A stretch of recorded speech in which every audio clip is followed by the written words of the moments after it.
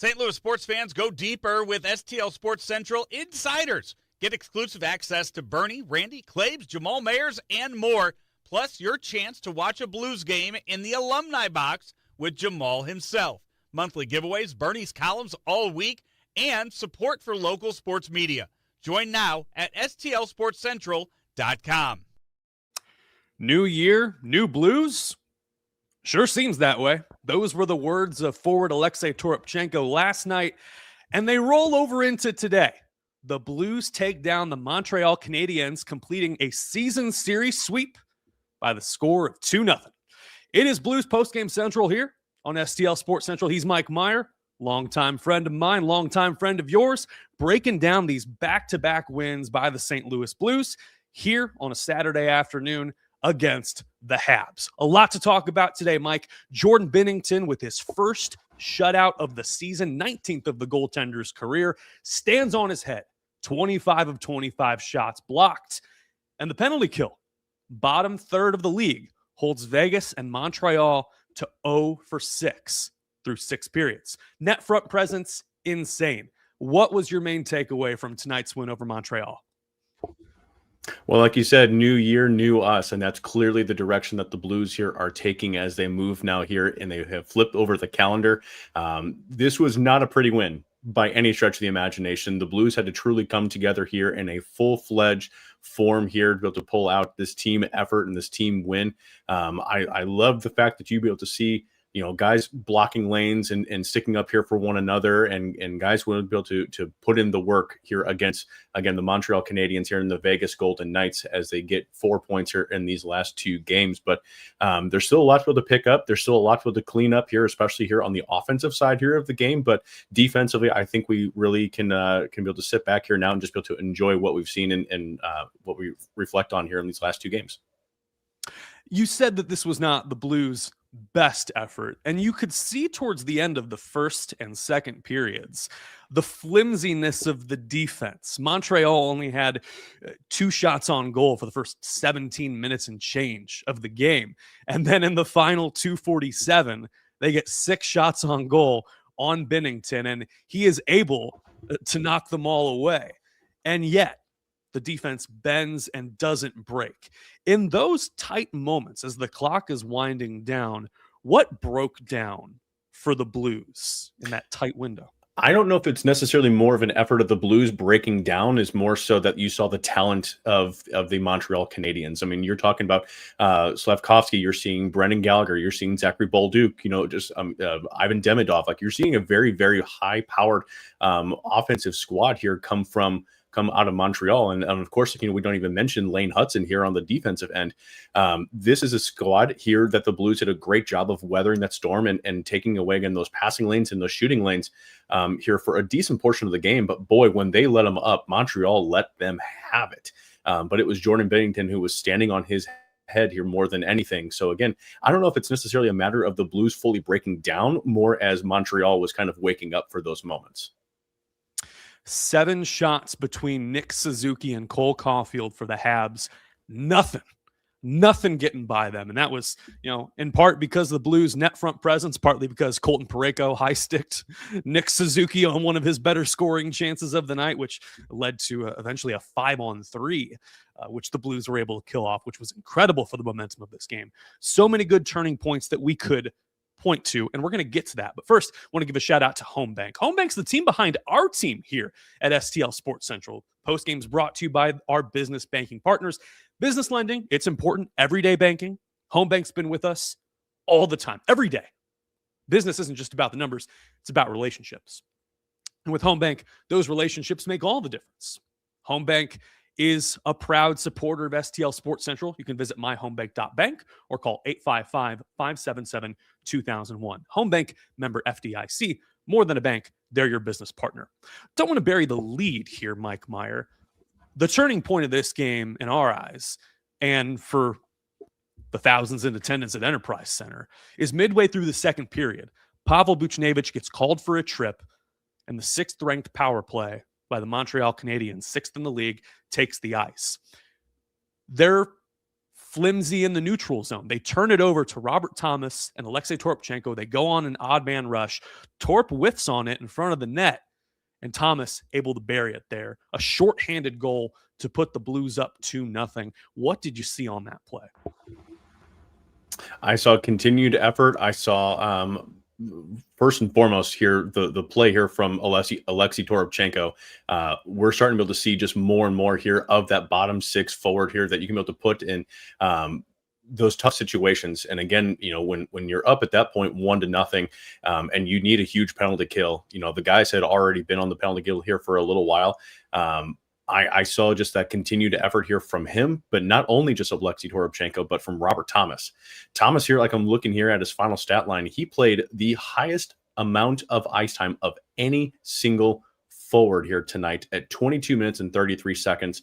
And that shorthanded effort here, and a lot of shorthanded effort here from him, was a continued effort here all night long here rather.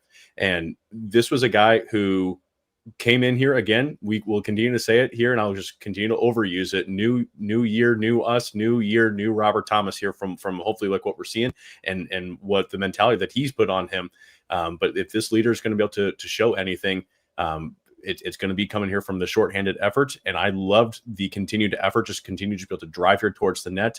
Didn't matter if they're going to be shorthanded on the power play here or at even strength. Robert Thomas here was going to continue to go and drive hard here to the net. And this was exactly the type of play that you want to be able to see here from your leader. Story of the game appears to be the penalty kill. Bended, never broke. And you think of the physicality of guys like Otto Stenberg, 20-year-old, Philip Broberg, Colton Parayko with 7 blocked shots tonight. And over these last 2 games, they've held the likes of Jack Eichel and Ivan Barbashev, Nick Suzuki, Cole Caulfield to nothing. What has gotten into this penalty kill unit to start 2026? Well, I think Jim Montgomery has come out and saying that, he doesn't necessarily care as much like about the individual stats. He doesn't necessarily care about the number of shots on goal. He doesn't care about, all of these, like the stat lines here more than anything. He cares about the effort. And if you have a head coach, in my opinion, who is telling you that he cares more times than not here just about the effort, you're going to hopefully see that here come from these guys. They're going to stop worrying about the numbers that are on the scoreboard. They're going to stop caring about the number of block shots. They're going to stop caring about the number of anything that these stat lines here are saying. They're going to, and hopefully they care about the number of losses and wins at the very least. But this is a guy who that's all he wants to see is he wants to see the effort.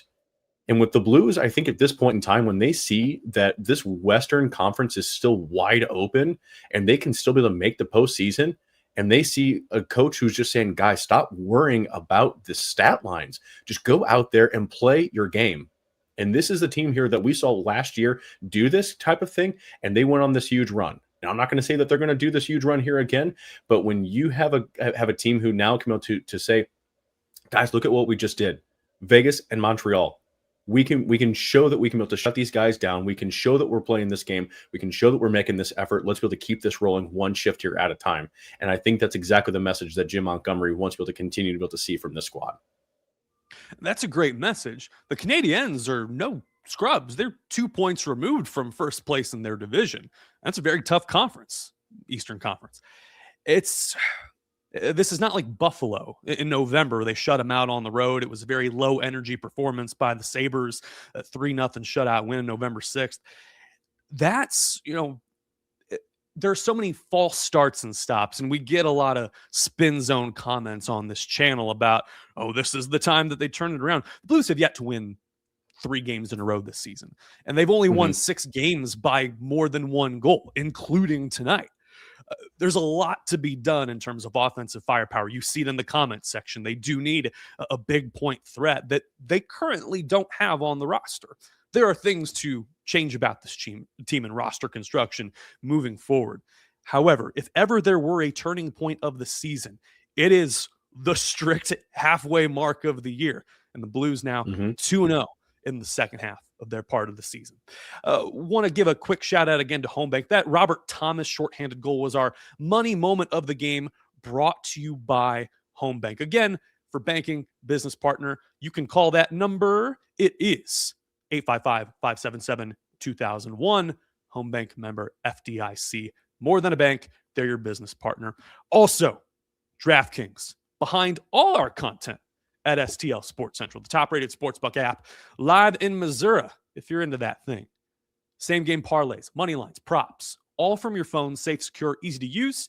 Missouri fans, you know that we're in bowl season. We're in hockey season. We are staring down the barrel of some of the great events to start 2026. Heck, I mean, talk about, the Olympics coming up. That'll be fun.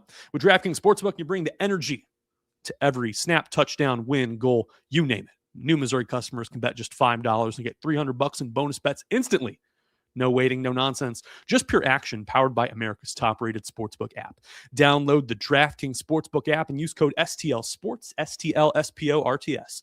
New Missouri customers bet $5 and get $300 in bonus bets instantly. That's code STL Sports. The crown is yours in partnership with DraftKings Sportsbook. Gambling problem? Call 1-800-GAMBLER. 21 plus, physically present in Missouri. Eligibility and restrictions apply. Terms at DraftKings.com/sportsbook. Bonus bets expire 7 days after issuance. For additional terms and responsible gaming resources, see sportsbook.draftkings.com/promos. Jordan Binnington recording his first shutout of the season seems long overdue. Only 8 wins under his belt to start the year now for the Blues. Going to endear himself to fans with the hot and cold relationship that has transpired over the years. This was a big one with, Joel Hofer knocking on the door and playing some good hockey recently. What did you like the most about Jordan Binnington's start to 2026? Jordan Binnington here, and especially here tonight, if it wasn't going to be Robert Thomas here as the money moment here of the game, it was absolutely going to be Jordan Binnington. Statistically speaking, December is his worst month. I don't know what it is about December, but he does not like that month here across the board, across his entire career. It seems like, habitually speaking, as he turns here to January, he just starts to turn it on. And I don't know what gets into his mind. Here's something about the calendar turning, but he really, really favors January, and that starts the uptick and the upswing here for him. And this season has not been any different here so far. Again, it's been one game for him, and that's all that he needs to be able to do. He seems like he's locked in. Maybe for some reason he was worried about making the Olympic squad. We'll say that that's potentially something that he was concerned about, but he's got that here in the bag here for himself now, and he can be able to just continue to just play his game. And I love the no nonsense, the attitude here that he just has here at this point in time. You saw just a little of the swagger kind of come from him, as it looks like that he was ready to be able to just let up almost that goal here from Nick Suzuki here on a wide open net, and him just sprawling out in almost a Superman way that no man should be able to spread their way out to. This was the Jordan Binnington that I think that we were so used to seeing here for so long throughout his career. And I just absolutely love that. Again, he just seems like he's taking it just one period at a time, one shot at a time. Yeah, that shot, wraparound attempt by Caulfield with about 5 minutes left in the game, that kick saved by Binnington off the skate, one of my favorites today. And in that 5-on-3 sequence in the third period, he gets 4 shots on goal, or excuse me, in the second period, 4 shots on goal in that 5-on-3 and was unfazed. Great.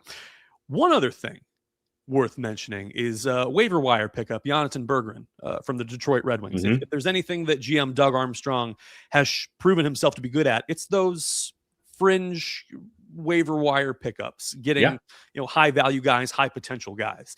And Berggren had a pretty good minute sequence there, middle of the first period. He's been behind the net. It gets backhand to Dvorsky. The wrist shot just missed. And then about 30 seconds later, Cam Fowler cuts through the middle of the ice, gets it to Berggren. He scores. Assist also given to Otto Stenberg on that. He seems like a guy, Berggren, with top 6 upside, high scoring potential. It seems like a high value, potentially waiver claim. What do you see as his likely trajectory and path with St. Louis? He's a really, really interesting character because, with a couple of the other scouts that have made some different comments, I love Jeremy Rutherford did an article here surrounding him. He had talked to a couple of different scouts. I talked to JR just the other night here about him. And even he was saying, that some scouts were talking about it and said, we like his play, but he's just so streaky at times. And I really hope that this time and this tenure here with the Blues, that you're going to have a coach in Jim Montgomery who is not unfazed and is absolutely willing to be able to sit him. And by example, he has sat him when he is not really showing the level of effort that we're so used to seeing from him just early on here in his Blues career. And even by example that as time here went along, Berggren played less and less throughout the game. He had 5 minutes here in the first period, 3. Granted, there was a lot of penalty killing time here in the second period, but then only 2 minutes and 17 seconds to be able to play here in the third period. So I really like his shot. There's a lot of high offensive upside. And if he can be able to somehow round out his game, he does absolutely have the pedigree here for a top 6 forward. But boy, it's going to largely depend on if he can be able to round out that game, because there's going to be some prospects who are going to be up and coming, who are sniffing for those minutes. And if Berggren cannot be able to, like, if he's going to be a one-trick pony and he's only going to be able to put the puck in the back of net, and don't get me wrong, that's a good trick, and I love that trick. But if he's letting up goals and he's not wanting to play hard along the boards or be able to play defensively, Jim Montgomery's not going to like that. The Blues carry on. As it stands right now at 6 o'clock on the dot Central Time, they are 1 point removed from that final wild card spot held by the San Jose Sharks, who are tied with the Kraken at 43 points. Kings have puck drop tonight at 9 o'clock. The Mammoth lost to the Devils. The Flames and the Predators in progress right now. Or excuse me, they dropped the puck in about an hour. One of those teams will be tied with the Blues, just knocking on the door of that final playoff spot. Did you think, amid the start of this season, that the Blues could have found a way with a massive negative goal differential, that they would be able to parlay that into some fringe regulation wins and some one-goal wins to get into legitimately competing for the playoffs? If you had talked to me here about this, and we talked about this before the season started, I mean, I projected this team here to be a top 3 team in the Central Division. Now, without an absolute epic mammoth collapse here from one of those 3 teams, there's no way that they're making a top 3 team here in the Central Division. But a mammoth collapse. Now, with the way that they're playing here right now, and I guess with the way that they played here in 2025 of that portion here of the calendar, I did not see this team here being anywhere sniffing close to a playoff contention. But it's, I think, large part thanks to the rest of the Western Conference that they're able to have any bit of that type of an effort. But this has also been a very weird season where, despite the effort and the run that the Buffalo Sabres here have gone on, most teams have not had like these large winning streaks.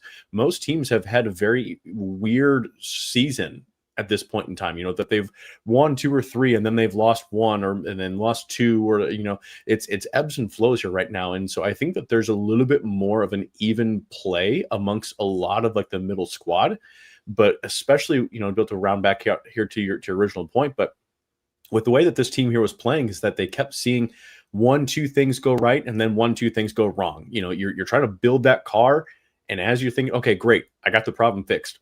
Great, here's another problem. And it seems like that they're doing just enough to put the duct tape here on it, put the bubble wrap here around it, and be able to fix that one problem and limp across, be able to just make it here to the next checkpoint. So as long as I guess they can continue to do that, they're going to threat here for a postseason spot. Car problems, my solution was buy a Kia. That is a zeroing endorsement. Do it if you want. Next up, nationally televised game, Blues at the Chicago Blackhawks, 8:30 on Wednesday. TNT. It's going to be a big one. Potentially Darren Pang on the call. I might mosey my way on down to the United Center for that. What's got to happen for the Blues to take down their arch rival and get one step closer?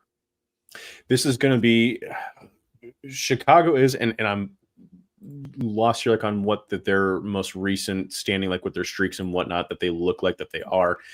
Chicago is just still that, and I'm sorry, Blues fans, they're a fun young squad. Like they just are. They got a lot of talent that's in on their line here right now. They're 15, 18, and 7 here right now. So the Blues definitely have a lot more trending in their direction.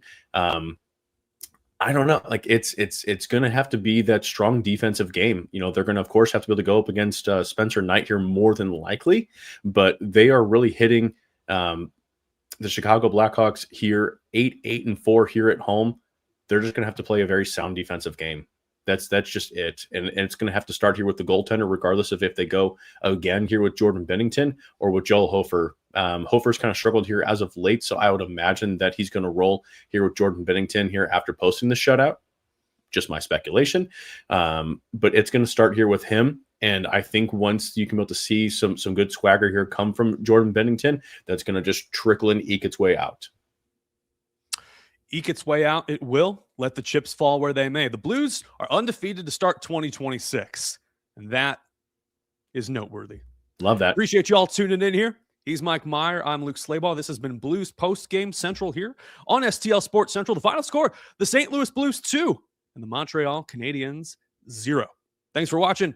Have a great weekend, and Happy New Year.